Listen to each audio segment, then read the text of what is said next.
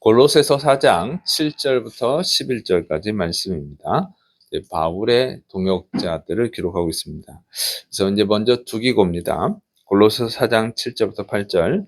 두기고가 내 사정을 다 너희에게 알려주리니 그는 사랑받는 형제요 신실한 일꾼이요 주 안에서 함께 종이 된 자니라. 내가 그를 특별히 너희에게 보내는 것은 너희로 우리 사정을 알게 하고 너희 마음을 위로하게 하려 함이라.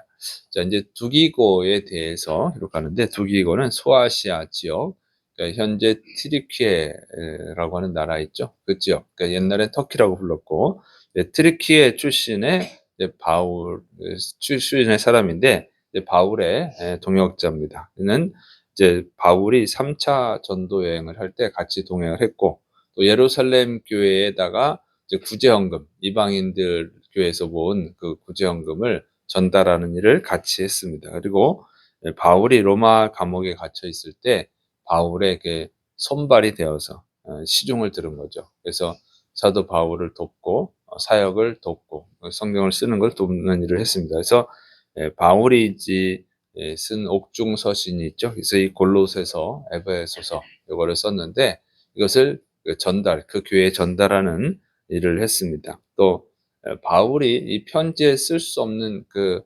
사정들을 교회에 자세히 알려주고 또 이 바울을 대신해서 골로새 교회를 이제 위로하는 일을 했습니다. 그리고 바울은 이 두기고를 사랑받는 자, 또 신실한 일꾼, 주 안에서 함께 종이 된 자라고 이제 이렇게 인정을 했습니다. 이렇게 신실한 사람이었어요. 교회 전승에 의하면 두기고가 이제 복음을 전하다가 순교한 것으로 이렇게 전해지고 있습니다. 자, 이런 두기고가 이제 바울을 도왔고, 그 다음에 이제 오네시모입니다. 골로새서 4장 9절. 신실하고 사랑을 받는 형제 오네시모를 함께 보내노니 그는 너희에게서 온 사람이라.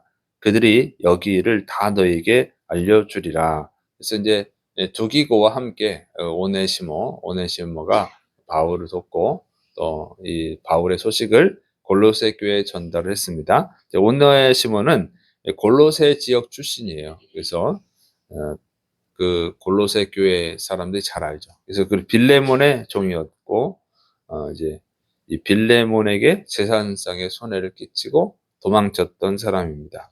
그래서 도망친 노예 출신이에요. 그런데 로마 감옥에서 사도 바울을 만나고 거기서 사도 바울을 통해서 복음을 듣고 예수님을 영접한 그리스도인입니다. 사도 바울이 이제 오네시모에게 그의 주인 빌레몬에게 돌아가라고 하죠. 그래서 이 빌레몬은 사도 바울을 통해서 복음을 들은 사람이죠. 그래서 골로새 교회에서 중요한 직분을 맡은 사람이고 아마도 이 골로새 교회가 빌레몬의 집에서 예배를 드렸던 것으로 보여요. 그렇게 추정이 됩니다. 자, 그래서 이제 그 사도 바울이 오네시모도 알고 이제 자기가 전도했고 빌레몬도 알았기 때문에 빌레몬에게 보내죠. 그런데 오네시모가 이제 그 빌레몬에게서 도망친 종이잖아요. 그러니까 처벌을 받을 수도 있는데 그것을 감수하고 바울의 말에 순종해서 빌레몬에게로 돌아갔습니다. 그래서 그 오네시모가 진정으로 자신의 죄를 회개하고 또 죄값을 받는 것을 두려워하지 않는 그런 그리스도인이 되었음을 알 수가 있습니다. 자, 이 오네시모는 예수님을 영접하고 진정으로 그리스도인이 된 후에 이제 감옥에 있는 사도 바울을 지극정성으로 섬기고 사도 바울의 사역을 도왔습니다. 자, 바울은 이제 예수님 믿기 그래서 이제 오네시모에 대해서 예수님 믿기 전에는 무익한 자였지만 이제는 유익한 자다 이런 평가를 내렸어요. 그래서 빌레몬서 1장 11절에 나오는 말씀입니다. 그리고 이제 이 초대교회 교회 전승에 의하면 오네시모가 이 빌레몬에게 가서 용서를 받았다 이렇게 전해지고 있어요. 그러니까 이 지금 두기고와 함께 가서 빌레몬 골로새 교회에 가서 사도 바울의 소식을 전하잖아요.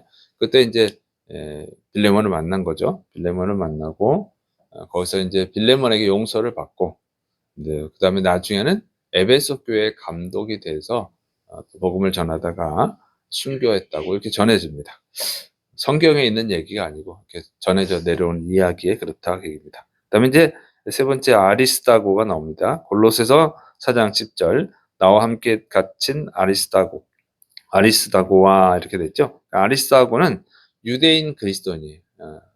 그러니까 유대교인이었는데 유대인이고 그러니까 이스라엘 사람이고 유대교인이었는데 이제 예수님을 영접한 그리스도인입니다. 그래서 바울과 에베소에서 사역을 하다가 은장세 그 데메드리오가 선동을 하죠. 선동을 해가지고 이 바울을 그 뭐야 폭행을 하려고 했었는데 이때 이제 가이오와 함께 가이오라고 하는 그리스도인과 함께 감옥에 갇히는 고난을 당합니다. 사도행전 19장에 나온 말씀이에요. 그리고 바울이 3차 전도 여행을 마치고 예루살렘으로 돌아갈 때 그때 이제 또 동행을 했고 또 이제 바울이 제수의 몸이 돼서 이제 로마로 압송될 때 그때 같이 동행을 하죠. 이때 이제 유라굴로라고 하는 광풍을 만나서 정말 엄청난 고생을 하죠. 죽을 고비를 다 넘기고 하는데 그때 끝까지 항해를 같이 했던 사람입니다. 그다음에 이제 바울이 로마 감옥에 투옥됐을 때 또 바울을 돕기 위해서 자발적으로 바울과 함께 감옥 생활한 거예요. 제수가 아닌데 사도 바울을 돕기 위해서 제수처럼 그렇게 생활을 같이 했던 사람입니다. 그렇게 정말 사도 바울 옆에서 사도 바울이 사역을 할 수 있도록 도운 사람이고, 그다음에 이제 마가는 이제 요한이라고도 해요. 요한이라고 하는 그 마가입니다. 골로새서 4장 10절 바나바의 생질 마가와 이 마가에 대하여 너희가 명을 받았음에 그가 이르거든 영접하라. 이 마가 요한은 그 바나바의 조카인데 이 바울과 바나바가 1차 전도여행을 할 때 그때 동행했던 사람이에요. 같이 전도여행을 같이 갔는데 무슨 이유에서인지는 알 수 없지만 밤빌리아 지방의 버가에서 전도하는 걸 중간에 포기를 하고 예루살렘으로 돌아갔던 사람입니다. 그래서 사도행전 13장에 나오는 말씀이고, 그다음에 이제 바울의 2차 전도 여행 때도 이제 동행하려고 그랬죠. 그래서 바나바의 조카였기 때문에 바나바는 이 마가를 다시 데려가려고 했고, 그다음에 사도 바울은 1차 전도 여행 때 중간에 포기했던 자니까 하나님의 일을 버린 자니까 같이 갈 수 없다고 거부를 합니다. 그래서 이 바나바와 바울이 엄청 심하게 다투죠. 그래서 다투고 갈라서게 하게 만든 사람이 바로 이 요한이에요. 마가 요한. 자, 그다음에 이제 바울이 그런데 나중에 이제 바울이 로마 감옥에 갇혔을 때 이 마가도 자발적으로 감옥 생활하면서 사도 바울의 사역을 도왔습니다.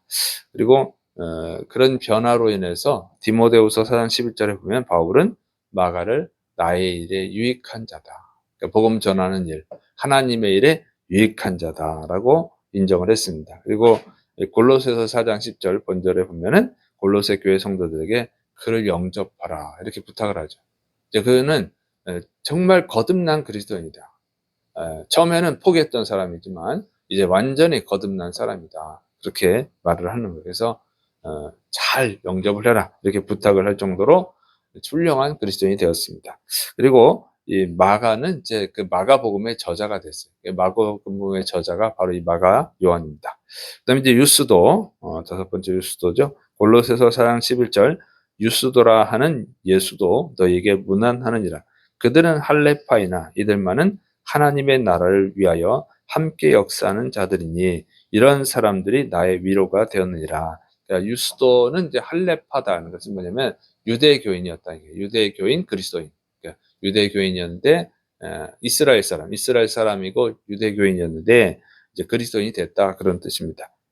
이는 이 사람은 이제 히브리어로는 이름이 그 예수님하고 똑같아요. 예수님과 똑같은 이름을 갖고 있는 예수입니다. 그다음에 유스도는 이게 라틴어로 말하는 거예요. 그래서 바울은 이 유스도가 아스다고와 함께 마가와 아리스다고하고 마가와 함께 나의 위로가 되었다 이렇게 고백을 했습니다. 그래서 이 유스도에 대해서 더 자세한 거는 안 나오고 이렇게 보면 사도 바울이 로마 감옥에 그 고통스러운 제한된 그런 감옥에 갇혀서도 복음을 전파하고 성경을 기록하고 하는 일들을 하죠. 그다음에 교회들의 문제들을 듣고 그 교회 문제들의 해결책을 주고 이런 일을 했는데, 그렇게 위대한 사역을 감당할 수 있었던 이유가 바로 이런 동역자들이 있었기 때문이라고 하는 거예요. 정말로 자신의 생명을 아까워하지 않고 바울을 돕는 그 위대한 동역자들이 있었어요. 그러니까 위대한 동역자들이 있었기 때문에 사도 바울이 위대한 사역을 감당할 수 있었던 거죠. 감옥에 갇힌 사람이 뭘 하겠어요. 이런 동역자가 있어서 이런 성경을 쓰고 정말 엄청나게 위대한 일을 감당할 수 있었습니다. 자, 이것을 보면은 우리 그리스도인들이 자꾸 연합해야 된다고 하는 것을 보여주죠. 우린 다 부족한 자들입니다. 연약한 자들이. 이 연약한 자들이 하나님의 그 위대한 일을 할 수 있는 것, 또 다른 영혼을 구원하는 일을 하려면 서로 연합해야 된다고 하는 거예요. 정말 손발이 돼요. 어떤 사람은 목숨을 걸고 복음을 전하고, 또 어떤 사람은 그 목숨을 거는 사람을 정말 지극정성으로 도와주는 것, 손발이 되어서 도와주는 것, 그런 것을 할 때 위대한 사역을 할 수 있는 것입니다. 그렇지 않으면 우리 연약한 자가 어떻게 하겠어요? 그래서 교회는 정말 서로 연합해야 되고, 성도들이 하나님의 일을 위해서, 복음을 전하는 일을 위해서 연합해야 될 줄을 믿으시기를 축원합니다. 안타까운 것은 현대교회는 자꾸 서로 세속적인 즐거움을 찾는 것이 문제. 교회가 자꾸 세속화되는 게 문제죠.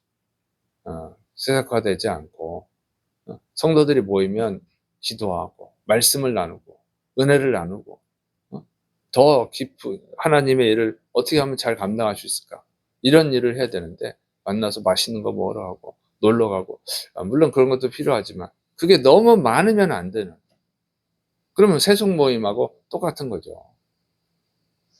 이 사도 바울이 감옥에 갇혔을 때 무슨 뭘 하겠어요. 그래서 요즘은 너무 교회가 세속화되는 거. 교회 시설도 세상에서 하는 일을 교회 안에서 즐기라는 식으로, 그래서 전도 목적으로 하는 것도 있겠지만 어쨌든 교회에다가 헬스장도 만들어 놓고 수영장도 만들어 놓고 어쨌든 그런 것들을 너무 많이 만들어 놓는 것이 과연 바람직한 것인가 생각해 보아야 되는 시대입니다. 그래서 정말 중요한 것은 주님이 맡겨주신 이 사역을, 영혼 구원의 사역을 감당하는데 연합해야 될 줄을 믿으시기를 축원합니다. 기도하겠습니다.